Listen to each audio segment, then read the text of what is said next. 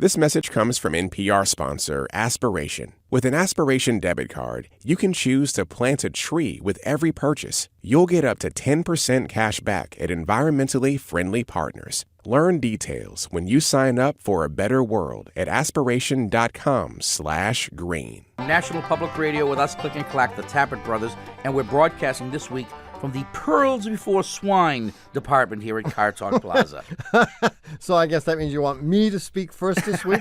I do have pearls of wisdom that someone sent us. Someone. Really? We don't know who. They're probably all stolen. But here they are. I gave my son a hint. On the door to his room, I put a sign. Checkout time is 18. And I think George Collins said this one. How come we choose from just 2 people for president, but 50 for Miss America? Home is where you can say anything you like because nobody's listening to you anyway. I knew that one. Regular naps prevent old age. Did you know that? Yes. Especially if you take them while you're driving. Yeah, that'll be old age preventative. Here's the one I like the best. I have learned that there is very little difference in husbands, so you might as well keep the first one. I've convinced my wife of that. Yeah? Yeah. Which wife? Well, I obviously didn't convince the first few. But the current one. The current wife thinks that we're all the same. Well, she's probably right. Well, look, if you're looking for pearls of wisdom about your car, you came to the wrong place. You're right. But call us anyway, because who knows? You never know. Something good might happen. Our number is 888-CAR-TALK. That's 888-2278-255. Hello, you're on Car Talk. This is Rob Warney from Tennessee. Hi, Rob. Rob. Are you talking from like a tin can? Close to it. I feel like I've been there most of my life. Oh, you're in the bathroom. Yes, absolutely. What a better place to call you guys from. Why not? So whereabouts in Tennessee are you calling from? Beautiful Nashville. Nashville. All right. What's happening, man? Well, I've got a 98 GMC Yukon, and when I put it in drive and travel forward, it sounds like there's popcorn coming out from underneath my vehicle. My local car shop has told me that my transfer case is going out. Oh. Now, my question is this. Being that I never use four-wheel drive because I'm fortunate enough not to live in an area that it snows, do I have to get that changed, or should I go ahead and drive it in two-wheel drive until... You can select, right? Yes. But you so when you have it in two-wheel drive... Yes, sir. It's fine. No popcorn. No, it still makes that sound. Oh, really? Yeah, really. Hold on. Really? Really. I didn't like that answer, did you? Yeah. No, so what's the advantage of... Well, obviously, there's no advantage to having it in two-wheel drive. So why does he think it's in the transfer case? That's just what they told me. Did he crawl underneath there? Did he sling himself under the car while you were driving it? I have no idea. They've done some other work for me in the past. I'd ask them to check out the noise, and it literally sounds like I'm making popcorn. But and it's constant? It's not it's more like... Oh. There. That's pretty good, huh? I like it. I've been practicing that. The real important question here is, can you drown it out with the radio? Absolutely. And then do it. Yeah, well, I have a funny feeling he's probably right.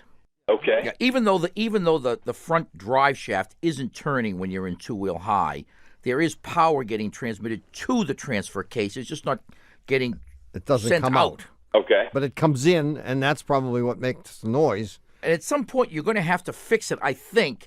And I hate to tell you this, but I think if you wait, you're going to break the case.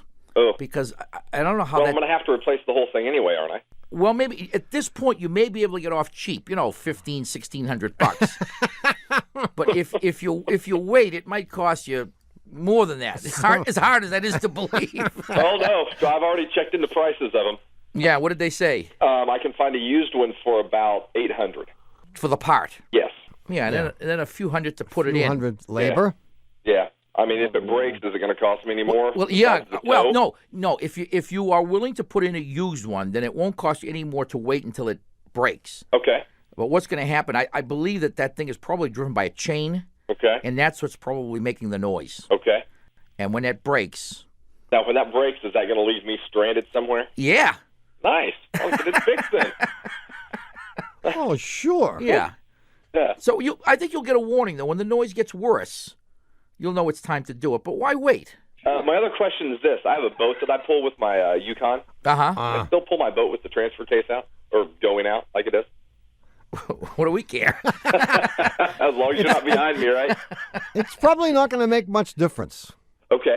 Except that when you break down, you got a boat behind you. Right. You can't just thumb a ride. Yeah, it's going to cost you $1,000 to get towed with the Yukon and the boat. Yeah. Well, maybe I could just get a ride, tow me down to the lake, and I won't have to worry about it. There you go. You can get yourself home in the water. Absolutely. Well, good, Rob. You've created a nightmare for yourself. Thanks. But I'm confident that you can extricate yourself from this. Absolutely. It's not the first, nor will it be the last. Good luck. Good luck. Thanks, gentlemen. Bye-bye. Bye-bye. 1-888-CAR-TALK or 1-888-227-8255. Hello, you're on Car Talk. Hi, this is Judy from Tucson. Judy, Hi. what's up? My son-in-law and, of course, my daughter own 2 Volvo sedans. Let me just also mention that they are both in Bristol condition. My question for Car In Talk who condition? Bristol?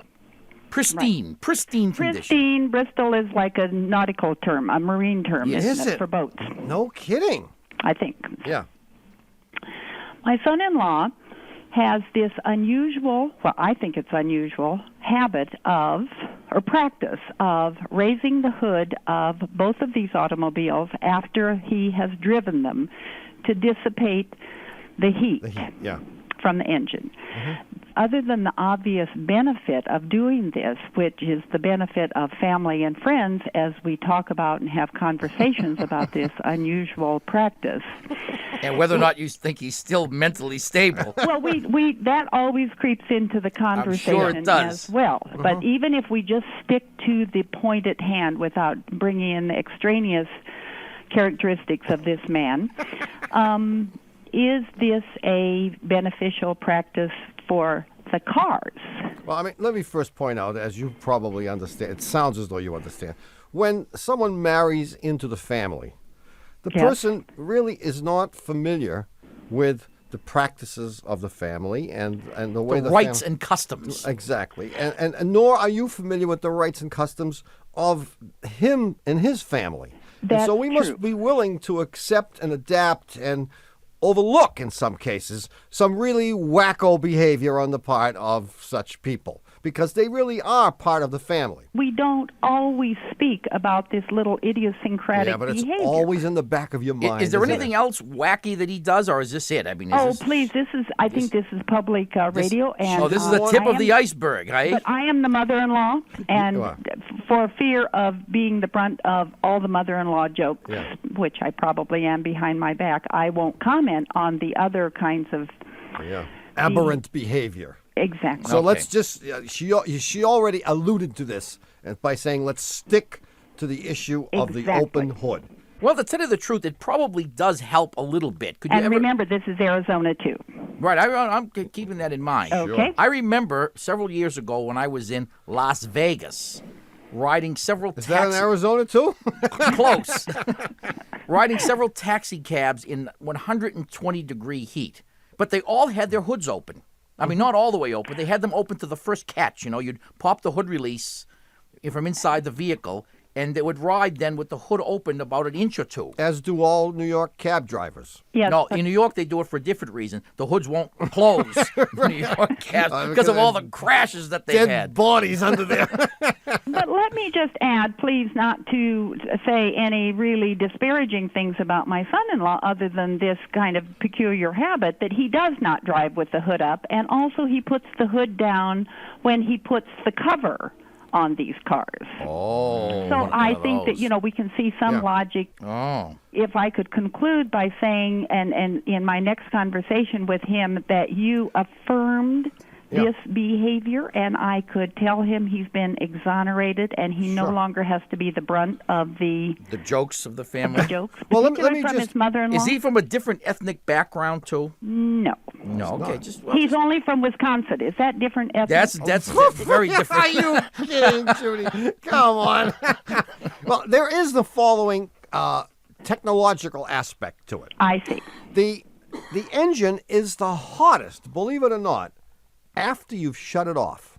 That's right. Ooh. Because the hottest after you shut it off? Because the heat dissipation mechanism has stopped working, the water pump and the fan makes in sense. most cars. Right, so that the coolant which circulates to get the heat away from the moving parts of the engine, all of a sudden stops working because you turn off the key. Everything stops, but there is this huge amount of heat which now has no place to go because the cooling system has stopped working. So the engine is the hottest some minutes, 5 minutes or so after you have shut off the engine. So that could certainly be valid reason. I can see it now. General Motors and Ford have to use the technology that they developed for the trunk locks. I see it. You know those trunks that you close, they don't really close, and then after a few seconds, the thing gets latched down to crush, to do that final crushing of your suitcases. Or your finger if it happens to be under there. The opposite of this. So when you stop the car, the hood opens up.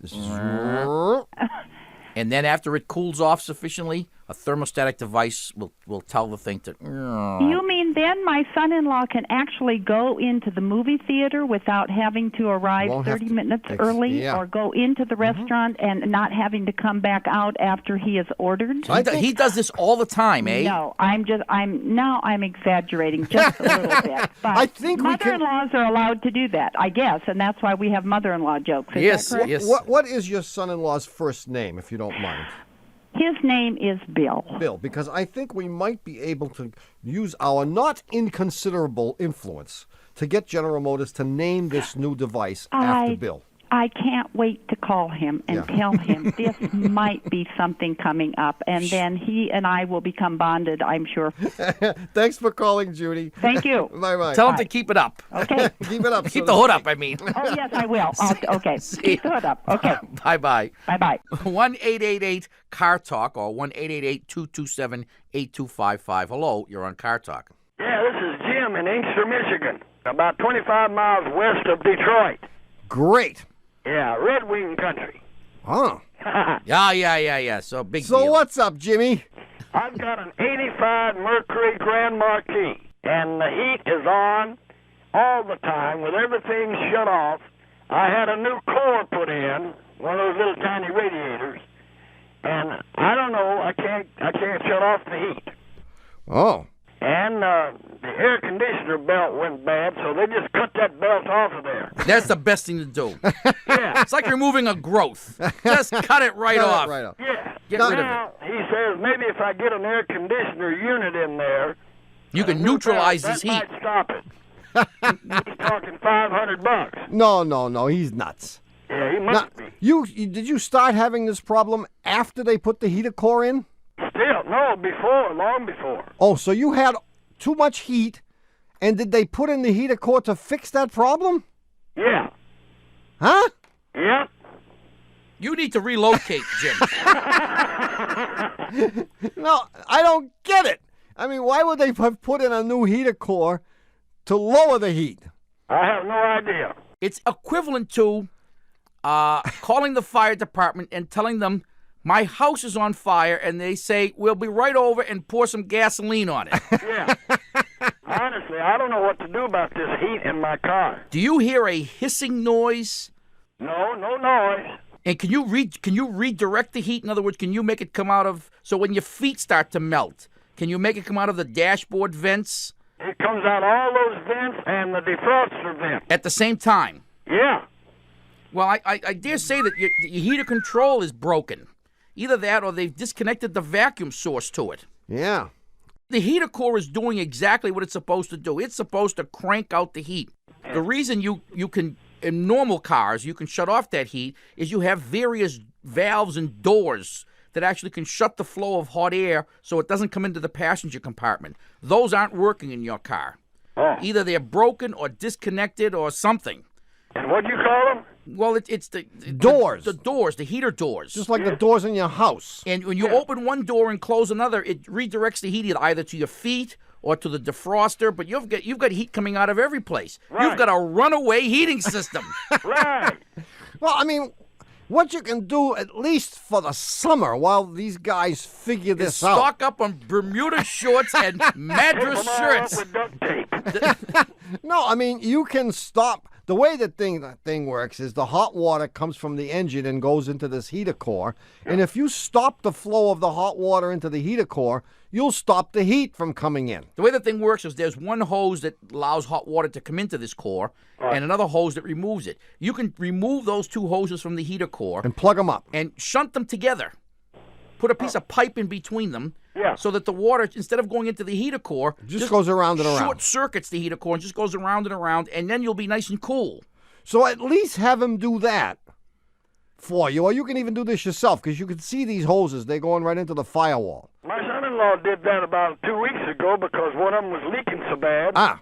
He just took it apart and put a piece of copper tubing in there and some clamps. So Yeah. he knows how to do this. Yeah. Yeah, so what you want to do is get the one that's going in and the one that's going out and shunt them together. And then put them back together in September. Yeah, there you go.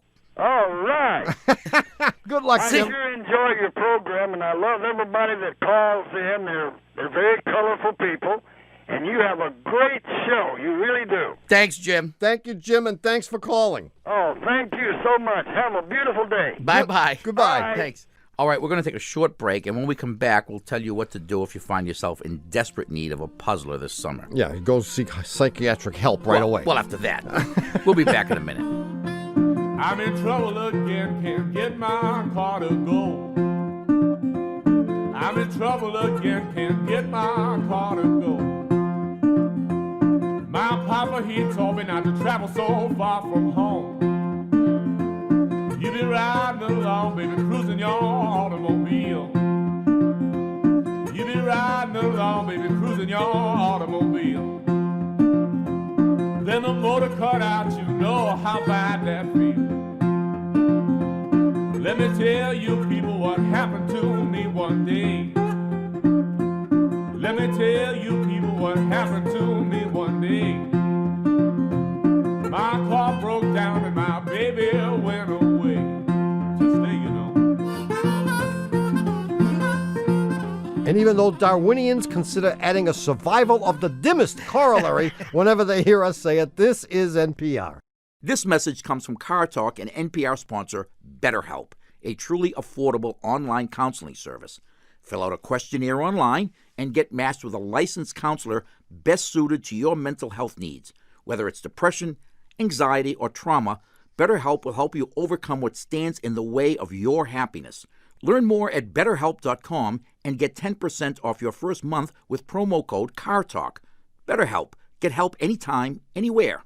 This message comes from NPR sponsor Wise, the smart way to move money around the world. Playing hide and seek is fun, but not when it comes to exchange rates. When you send, spend, or receive money internationally, you want to see that you're getting the real exchange rate. The Wise account always gives you the real rate when you send or spend between 55 currencies. You pay a low conversion fee and see everything up front. See what fairness in international finance feels like. Try Wise for free at wise.com/NPR. What do you do when you have too many pickles in Alaska and not enough pancake syrup in New Jersey? On the next episode of Planet Money's Summer School, we send supply and demand to the rescue. It's the economics education you always wanted but never got around to. Every Wednesday. Listen now to Planet Money from NPR. Hi, we're back. You're listening to Car Talk with us, Click and Clack, the Tappert Brothers, and we're here to talk about cars, of course, car repair, of course, and the fine art of killing time at work. Oh, how sweet it is. In addition to distracting you from your insignificant car problems on the weekend, we also have taken on the awesome responsibility of helping you kill time during the week from the sanctity of your very own cubicle. Oh, really now? How do we do that? Should you find yourself with an extra, I don't know, like 3 or 4 hours a day to kill at work this It week, happens. just surf on over to our website, cartalk.com, and there you will find a classic Car Talk puzzler from the Puzzler Archives for your perusal.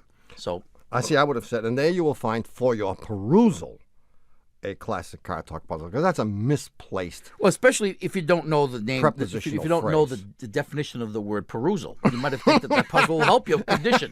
Maybe Oh, yeah. perusal is It's a for your condition. perusal. It's for your perusal. Oh, Shrink man. perusals without surgery.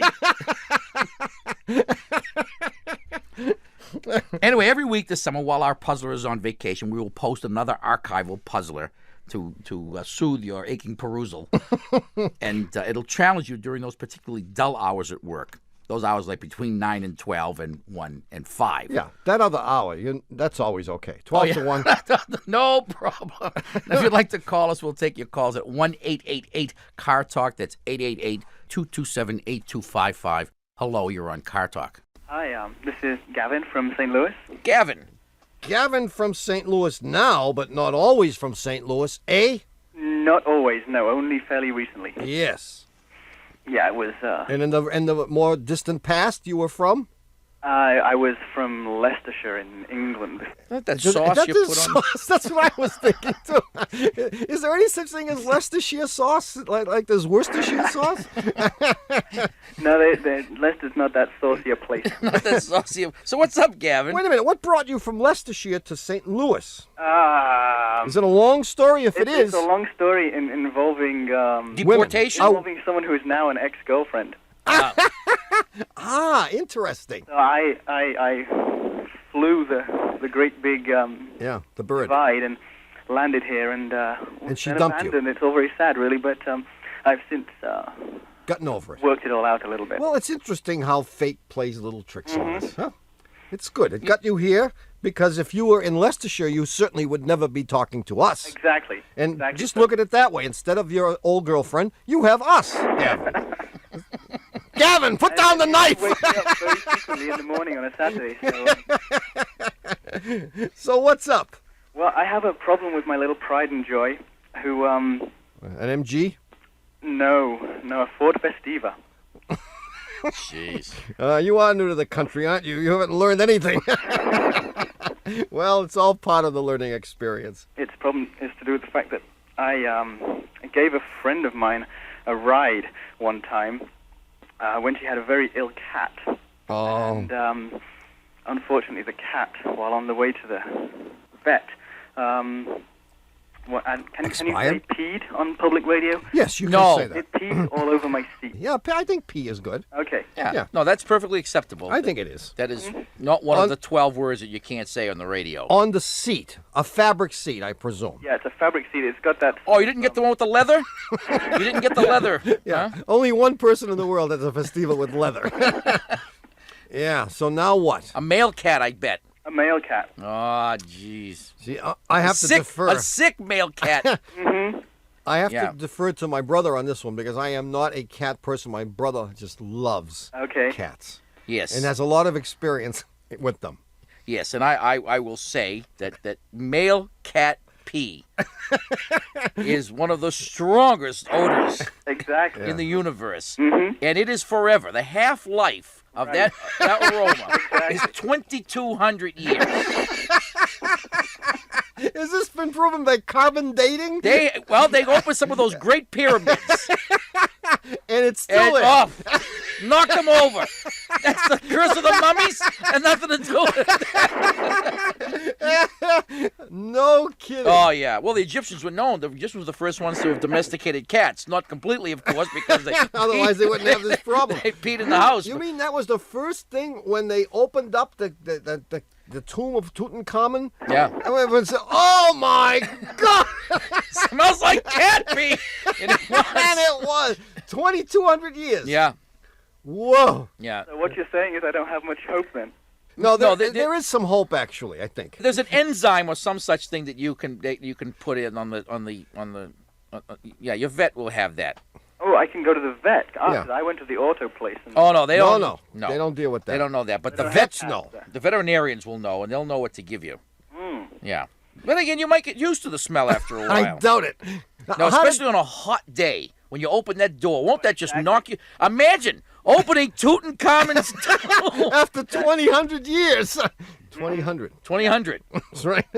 And I had one other. I had actually a slight bone to pick with you all. Yes. Well, you people call you up asking you what kind of car to get, and you always tell them to get a good big car because it's going to be safe when people hit them. Well, I have various friends who get a little nervous either at my driving when I drive on the left-hand side of the road, things like this. Yeah.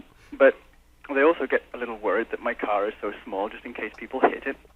But this to me seems wrong, because my car is about half the length and half the width of most cars. Smaller target. Yeah, it's a smaller target. Yes, no, you're right.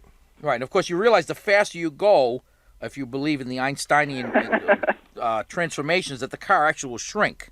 It'll shrink. So as you approach relative the speed of light, the car will disappear into a point. Yeah, and then the chances of getting hit are very, very small. That's true, but with my Festiva engine, I don't think it's... No, because you can't get beyond 45 with this thing. Good luck, Gavin, with your aroma dilemma. Thank you. Thanks for calling. Bye-bye. And good luck in St. Louis. Have a happy time there. Thanks. See you later. Bye-bye. 1-888-CAR TALK or 1-888-227-8255. Hello, you're on Car Talk. This is Bridget. Bridget. Bridget. Bridget. That's BRIDGE-IT. Well, no, Bridget. no, it could be the Nordic Bridget, or it could be the French Bridget. It's actually the Irish Bridget. Oh. So it's BRIDGETTE. Correct. It is? It is. Holy cow. Where are you from, Bridget? I'm calling from Colorado Springs. Colorado Springs. Wonderful place. It's a beautiful place. It is. It is. Yeah. So what's on your mind today? Well, I have a Dodge Spirit, which is a very dependable car for the most part, except I have one little problem.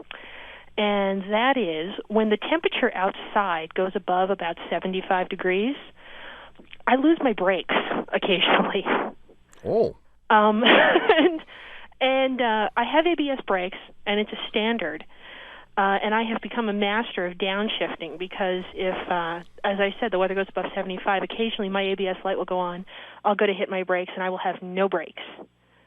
Bummer. Yeah. I hate when that happens. Bummer. Yeah.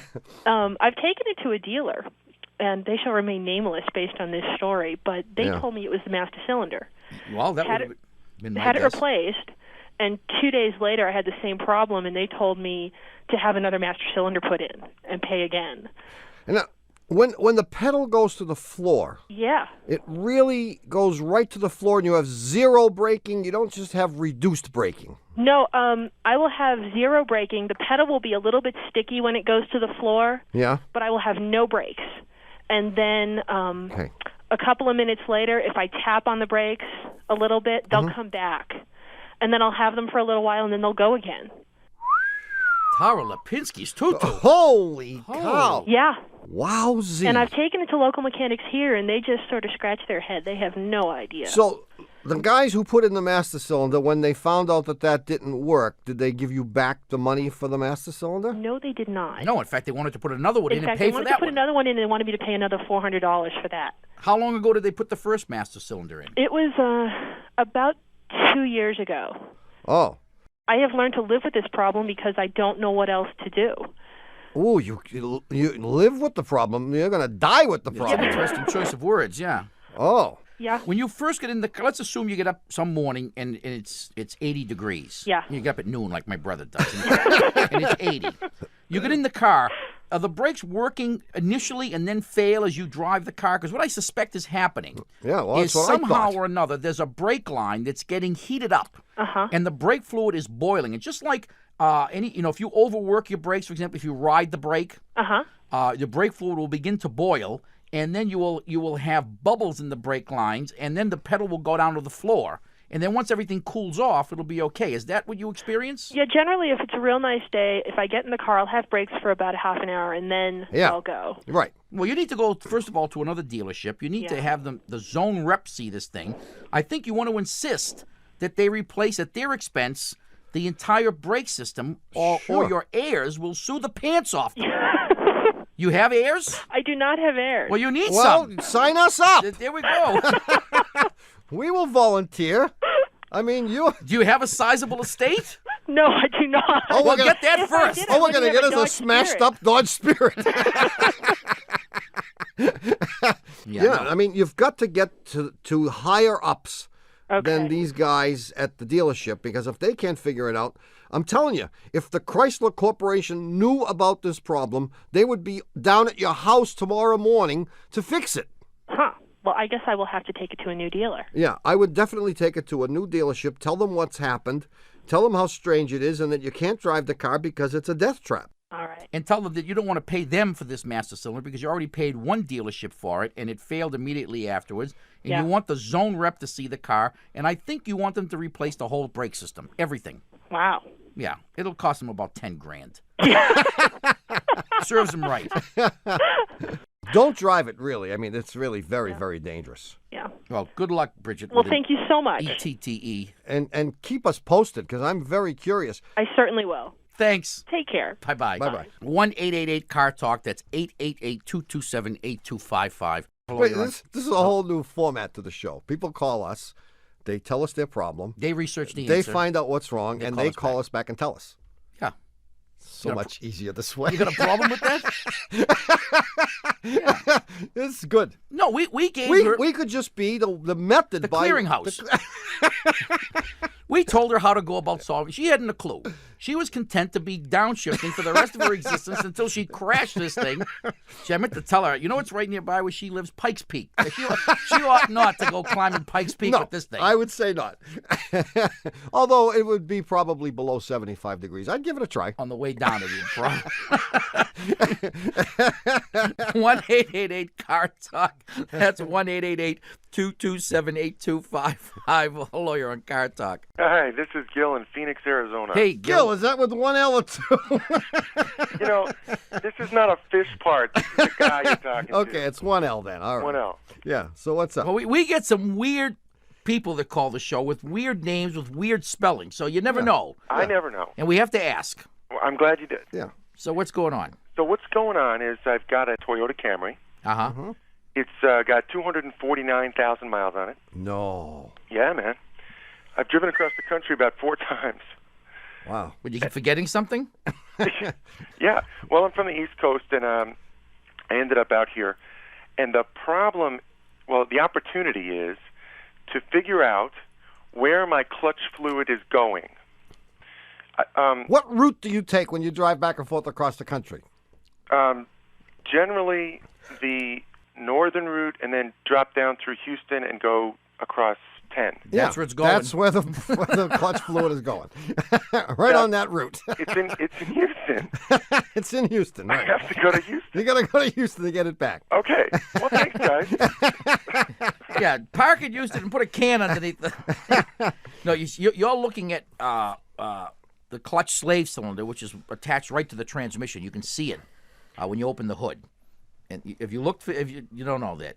No, I don't know that. Okay, well, I'm going to give you a lesson in clutch. Well, let me just say hydraulics. one more thing. Go ahead. Yeah. Before the lesson, which I desperately want. There's no leak on the ground. There's no fluid. I know that. That's okay. right. I'm going to tell you where the leak is, and you're going to go out to your car right now, and in with your 5 minutes, with you're going to the first say, finger of your right hand. you're going to say, Tara Lipinski's tutu. That's exactly where it is. Good. The reason there are no drops on the ground is because it's coming out so slow. Well, that would be true, except it ain't leaking there. Ooh. So my brother thinks it's leaking from the slave cylinder. Oh, I don't know. Which I wasn't gonna jump into that. I wasn't gonna do which that. would leave spots on the ground if you stayed in the same place for like. But he doesn't. He 3 drives months. back and forth across of the course I country. don't The say guy's that. got a million miles in But his if it car. were the slave cylinder, somebody would have seen it, and maybe you would have even seen it because there'd be a mess under the hood. Eventually, it would make a mess. No, there's no mess. I would suspect the master cylinder is leaking, and it's leaking behind your carpet.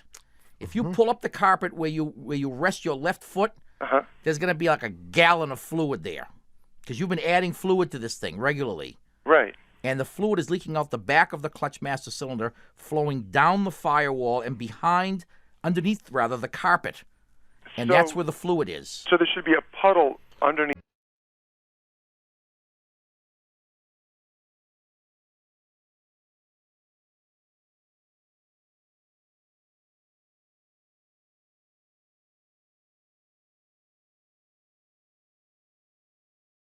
And even though Mr. Potato Head wishes some kind child would pull his ears off whenever he hears us say it, this is NPR. Support for this podcast and the following message come from CFP, Certified Financial Planner Professionals. CFP professionals are trained to provide holistic financial planning in your best interest. Visit letsmakeaplan.org to find your CFP professional. This message comes from NPR sponsor Cast. Join Ben Folds in insightful conversations with the world's creatives. His podcast, Lightning Bugs with Ben Folds, brings guests on a journey of curiosity through the arts, science, medicine, politics, tech, and more. Tune in each week to hear Ben and his guest write an original collaborative song and see if you get the urge to create. Available everywhere you get your podcasts. Also, subscribe to the Lightning Bugs YouTube channel for weekly video releases. The past is never past, and every headline has a history. I'm Ramteen Arablouei. I'm Rand Abdel Fattah, and we're the hosts of Throughline, NPR's history podcast. Each week, we go back in time to better understand the present, bringing lesser-known stories and perspectives to the surface. Subscribe and listen to Throughline from NPR. Ha! We're back. You're listening to Car Talk with us, Click and Clack, the Tappert Brothers, and we're here to discuss cars, car repair, and BS. Binary search. Well, actually, we're not going to discuss binary search. Binary search was only the method by which I came to this note. Oh, really? This letter. Oh. You looked at one and then another. Yeah, I put them into two piles here of real junk, and maybe I could use this, and it came down to this one, which has nothing whatever to do with binary search. I understand now. It has to do with self-deprecating humor. This is a note from Dave Gannon from PGH, Pennsylvania, whatever the heck that means. Now, it's now official. Women like men who practice self-deprecating humor. I refer you to the April 1997 issue of Men's Health magazine, page 134, under Poke Fun at Yourself. Psychologist Michael Cunningham says his research shows that this is because that kind of humor isn't threatening and points out that you're confident enough to risk looking silly. If this is true, you too may be the most confident men in the world, as well as being true babe magnets. Whoa. See, this is women like men who practice self-deprecating humor. So we are the world's biggest babe magnet. All I want to know is, can I come up and hang around the shop for a few days, pick up some pointers, cast-offs, as well as maybe take a shot at some of your cast-offs? Right. Dave Gannon, Pennsylvania. Well, it just goes to show you how something that sounds so convincing and likely can be so far off base.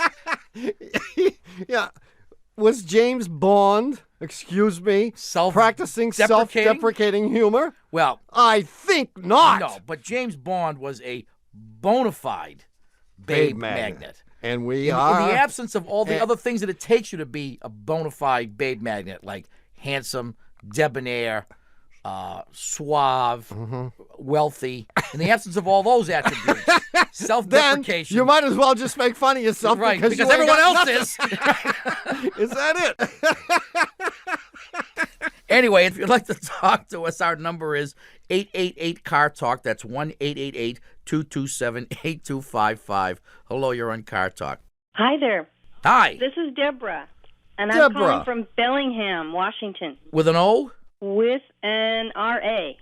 With an R-A. Okay. No O. No O. Yeah, so what's up? Well, I have a GMC Sierra pickup. It's a 1994. When I first noticed this, I was just driving along, and it was hot, and I needed to use my air conditioner. So I turned it on, and it did this knocking thing. And I thought, oh, my God, my air conditioner's going out. But then the knock just went away. Was it a tuck, tuck, tuck, tuck, It was tuck, like tuck? this. Just like someone knocking at the door. Come in. Yeah. And it went away. And then it didn't come back for probably about 2 weeks. And then the next time I noticed it, I was getting in to drive somewhere, and I turned the key on, and the knock happened before I even got my truck started. Get out. Yes. Now, Oh, come on, Deborah. Give us a break here. this is it gets weirder. Any idea where it's coming from? Yeah. Well, no. but I think I know. It is. I'll tell you. no. I'll tell you where it's not coming from. It's good. It's not coming from under the hood. Woohoo! Really? So now I'm driving my truck, and I've forgotten that I have this problem until I'm ready to park. So I pull up to wherever it is I'm going, and it's an automatic. So I put it in park, and I turn it off. I take the key out, and it knocks again. And it'll be knocking while I'm walking away from it. Uh-huh. And people, I mean, it's loud enough for Doesn't people. anybody screen these calls? Catherine, you're fired. And stay out. Jeez. So as you were walking, now you get a different perspective on the sound. Did you get any sense of where it might have been coming from then? it sounds like it's coming from inside the glove compartment. So I opened that up, and it's not. I think it's under the glove compartment. And it, is there a fan or something in there? If you want there to be, you can arrange it. Well, help me. Well, I tell you, I have no basis for this whatsoever. But when you described this problem, I heard fuel pump. Really? Now, it can't be the fuel pump. We know that for a fact. It makes no logical sense, but I could see in my mind's eye the fuel pump. No kidding. Mm-hmm. Get out. I'm glad there's two of you there. Now, what did you think? Well, here's what I came up with. I mean, if you think his answer is wacky. You ready for mine? Yeah, go ahead. I'm not even sure your car has one. At least we know your car has a fuel pump. But I think your car might have one of these and it might not. But if it does have it, and this I is know what it is. Power antenna. Ooh! Ooh! Ooh! It doesn't have one. It doesn't have one. That would have been great. Let me make this a little easier, maybe. Yeah, go ahead. There's underneath the glove compartment, there's like a covering to something that looks like it might be the air conditioner or the heating. Well, that is the heater core is under there. The heater and the air conditioner evaporator and all that stuff is under there. That's where it kind of sounds like the noise is coming from. Well, then we'd have to go with your idea of the fan. Because there's a fan under there, too. There is a fan under there. And if the fan were loose and every once in a while went out of kilter and started banging against the housing. More likely something stuck in there. There's a twig or something in there. So you get the bump, bump, bump, bump, and then it moves out of the way. That would also explain why when you turned the key on but hadn't started it, it would come on. Because the fan runs then, even though the air conditioner is a boom, boom, and then when you got out... now we're going to explain that one. Go ahead. It's just spinning. The fan is, winding down, and you get out of the car and boom, boom, boom, boom, boom. You might have even noticed, Deborah, that as you walked away, the frequencies went boom, boom, boom, boom. No, I didn't, but... Deborah, you are the worst contestant. Uncooperative. It might be I was probably trying to get away from it real fast so nobody knew it was my truck making all that noise. We'd have to go with the fan. No, I'm sticking with the power antenna. You are? I'm sticking with it. Even though she doesn't have one. This is the best answer. Hey, maybe they were going to give her the power antenna. They started to install it, and it was Friday afternoon. Oh, and somebody read the order sheet and said, hey, wait a minute, this isn't getting a power antenna. Oh, I've already put it in. Just stick the regular antenna in there. No one will notice the motor underneath. Have someone take off that box and take a look at the fan, if it's not really impossible to do, and see if that fan is loose or if there's a twig in there. I think that that's would be great. I'm on my way to the shop right now. See you, Thank you very much. Hey, Deborah, Bye-bye. don't call again. 1-888-CAR TALK or 1-888-227-8255. Hello, you're on Car Talk. How you doing? Good. All right. Who's this? That's Greg. Greg. From Salt Lake. Salt Lake. That's right. City. That's correct. Utah. Yeah. Okay. So, Greg. Yeah. Thanks for calling. So, what's happening? What's going on? Well, I've got a 84 Toyota pickup 4-wheel drive. Oh. And I started it up, and I drove about a half a block, and it just quit. And I cranked on it for about 15 minutes or so trying to get started again.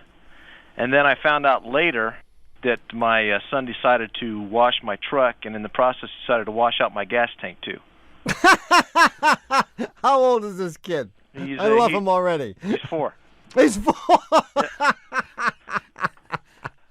What a guy. That's really what a sweet kid, huh? Yeah. Did you thank him for the job he did? Well, I thanked him for washing it, but I told him it's not a good idea to wash actually the inside of the gas tank because the water just kind of stays in there. And then he told you to make a hole in the bottom, which is he's probably working on that himself right now. Oh, no, I told him leave the fixing to me. But well, you got to be careful what you say to 4-year-old kids because it could affect their lives forever. Okay. I mean, when I was 4 years old, my mother lied to me about something. Really? And it has affected me throughout my entire life. Right. And here's what she said to me. She told me that pigeons can't fly if it's raining out. Now, I don't know if she did this maliciously, but I used that information in answering some doctoral dissertation questions, and I was so embarrassed. And I don't know what made her even. What was the nature of your query? That I don't even know that I asked her a question. She just volunteered. She just volunteered that pigeons can't fly in the rain. I don't know why she told me that. It has haunted me throughout my life. Well, it's a little known fact that stuff that you say to your kids when they're 3, 4, and 5 years old can ruin their lives forever. Yeah, and so I mean, if you tell him to leave the fixing to you. I mean, 25 years from now, his wife is going to be beating him over the head because everything around the house is falling apart, and he's going to be looking for you to fix it. So I think you have to be careful. Well, so that's my advice for you. Okay. And again, thanks for calling. Yeah. Yeah. Anyway, so there's your truck with a gas tank full of water. That's right. Yeah. So I drained it as much as I could. Good. Yeah, okay. And then I put the treatment that you use to take away the moisture. Yeah, dry gas. So gas line antifreeze. Right. Yeah. Yeah. And it started running again, but it never is quite the same now. I especially when I got it revved up, it kind of sputters when at the high RPMs. Really? I mean, how many miles have you driven it since this incident?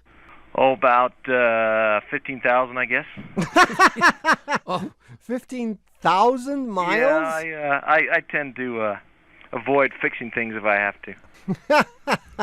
So is the 4-year-old kid now about 20? No, I just drive a lot. Oh, gee, 15,000 miles. Yeah.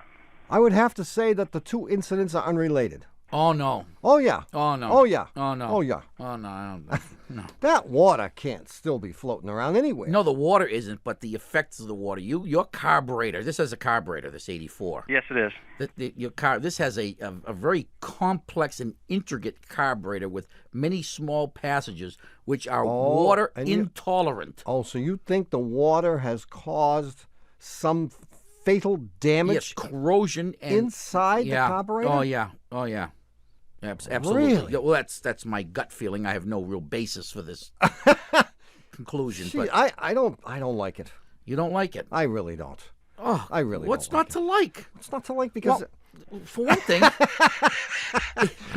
we have an answer this week. we have an answer. This could be our answer for the week. Number 2, we could get rid of Greg and move on to another caller. And number 3, I defy you to come up with anything better. I just did. That the two things are completely unrelated. That isn't anything better. That's different. It's different. It is different. It might be right. And I think Greg will corroborate the fact that this began right after. I mean, up until that point, the thing had run well. That's correct. And after the water incident, it began to run poorly immediately after the gasoline mixture was drained out. So you think this corrosion took place in a... Oh, I got to ask one question, in which case I might agree with you. How long was it before you noticed that the kid did this and the time that you drained out the tank? Well, it was the same day. It was the same day? Yes. See, I have trouble believing that we could cause that much corrosion in a few hours. And if my brother is right, the solution is to replace the carburetor, which you're not going to do anyway. Well, you could go to a junkyard and find exactly the same carburetor and put it on there, and this thing will run like a dream. What about rebuilding the carburetor? I don't think I'd do that. You might want your son to help you. No, those carburetors, I mean, you can't believe how many pieces they can cram into a little carburetor. Well, I wouldn't do it. I'd get somebody to do it. No, for you me. you could have the carburetor rebuilt. Yeah. Okay. Yeah, I mean, you could do that, but it might be simpler. And before you have it rebuilt by anyone, see if you can find a used one. If you can find one at a wrecking yard for $50, I recommend you throw that one on there. And if it runs great, forget about rebuilding the other one. Right. And buy the one in the junkyard anyway, because if the person rebuilding it should blink while he's doing it, you'll never get it back. The last carburetor I rebuilt, the phone rang. Oh, right in the the kiss middle of death. It is still in a cardboard box under my workbench. Oh, man. Good luck, Greg. Okay. See you later. See you later. Okay, thanks. Bye-bye. I remember it so well. So well. It's so easy. But I think it's great that his son took the initiative to What wash a out. sweet kid. I remember my Louie, my older son, I had just had my car painted at one of those places like Earl Scheib. Yeah. And it looked magnificent. And a week or two or a month had gone by, I don't remember. I was in the safe period, the period where you're allowed to wax the car. Yeah, yeah. And I was in the driveway with it, waxing one side, and I put the wax on the doors on one side. And while that was drying, I went and applied wax on the other side. And my son, who at the time was about 4, decided he would help Daddy. And he found, I don't know how he found this, a flattened tin can. And he began removing the dried wax from the first side of the car. With the can. With the tin can. And anything. Sure. And so right back to Mako we went. Well, man. It happened again. You have squandered another perfectly good hour listening to Car Talk. Our esteemed producer is Doug the Subway Fugitive, not a slave to fashion, Bongo Boy Berman. Our associate producers are David the Calves of Belleville Green and Catherine Frau Blucher Fenolosa. Our web lackey is Doug the Old Gray Mare, assisted by Connie Britchford. Our theme music is by David Dog Grisman, and our technical, spiritual, and menu advisor, just back from the East Ham, fried clam, minced spam, baked ham, and candy ham blues jam, is John Bugsy Lawler. Of Dewey, Cheatham and Howe and WBUR in Boston. And even though canaries volunteer for coal mine duty whenever they hear us say it, this is NPR. This message comes from NPR sponsor Teladoc, offering 24/7 access to board-certified doctors for non-emergency conditions. Teladoc doctors can diagnose, treat, and, where authorized, prescribe medication